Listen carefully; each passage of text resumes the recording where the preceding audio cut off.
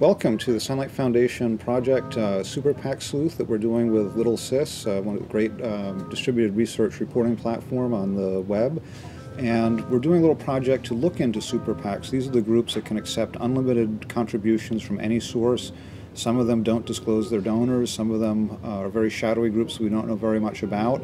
And that's why we started this project, so you can help us identify who these groups are, where they're located, and find out some different kinds of information. And the first thing to do is to create an account on Little Sis, which I've already done. I've logged in here. And then just take a look at the assignment spreadsheet, and this lists all the organizations that we're tracking that have filed with the FEC as super PACs. And I've already put my name in next to one, the Restore Our Future PAC, to do research on it. And the place to find out information about it is at the Sunlight Foundation reporting group site, reporting.sunlightfoundation.com, independent-expenditures/letters. And this gives you a list of all of these different organizations. And I'm just going to go ahead and search for Restore, and there it is, Restore Our Future PAC. If you click on this, it'll give you FEC filings. If you click here, it'll keep it within the site and give you the same information. And this is really the first thing to take a look at, kind of information about these guys. And this is what they file with the FEC. The first page is just a letter explaining what they're doing. And if you'll notice, it's signed by an individual, this Charles R. Spies, who's a treasurer. We can start looking into him, and I'll show you how to do that.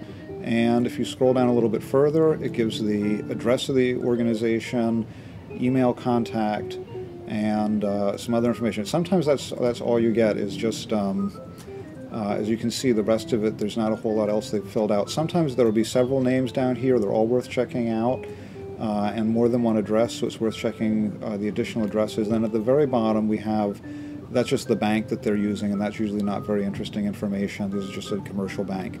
So now let's just see about what we can find out about it. And I'm going to go back here to the Little Sis site. And I'm also going to open up a new tab and put in Google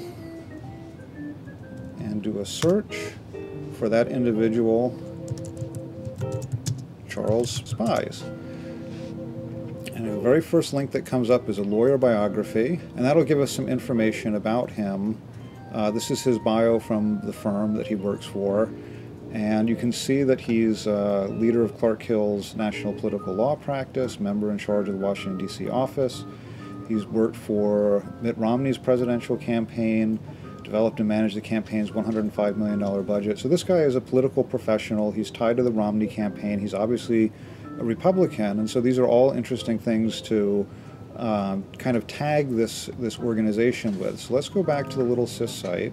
And actually, first, why don't we search, because the first thing you want to do is make sure that nobody else has put in this information. So I'm going to search for Charles Spies, and there he is, Charles R. Spies, and there he is. And so we've already entered in this relationship, Mitt Romney professional. If we click on that, that'll take us to the Mitt Romney page. We've got his Restore Our Future PAC. He used to be with the Republican Governors Association. So we already have some information about him. Let's take a look at the interlocks. This will find pages where both Charles R. Spies and somebody else's name. So here are the Republican Governors Association, which he used to work for, and we've got Haley Barbour, who heads that organization now, Mark Sanford, former governor who used to head it. We can also find any kind of political contributions that he's made, and there aren't any there. And actually he is a donor, so that's one thing to look at, who he's contributed money to. And now let's just edit this a little bit and add in some information. So here we have places to put a bio, and we can just take from his biography, let's just take those first two paragraphs and copy them. You can put this in your own words if you like. I'm just going to put them in word for word right now. We can add in some, we know he's a man, for example. We can add in some information like that. For his website, let's put in the website where his biography is. And let's save all that. Whoops. And let's add the source. You can add a new source by clicking here, and let's put the URL in for that biography, which I believe is already there, but we're going to add it in. And display name, Clark Hill, oops, biography of Charles R. Spies. Scroll to the bottom and save it. And this is one of the great things about Little Sis, is that you can put in the places where you're getting this information from, and so other people can check it and go back and may find other interesting things that are worth adding as well. So now, if we look here, we have his biography there. We have that he's the treasurer of Restore Our Future PAC, that he's been with the Republican Governors Association, that's not current.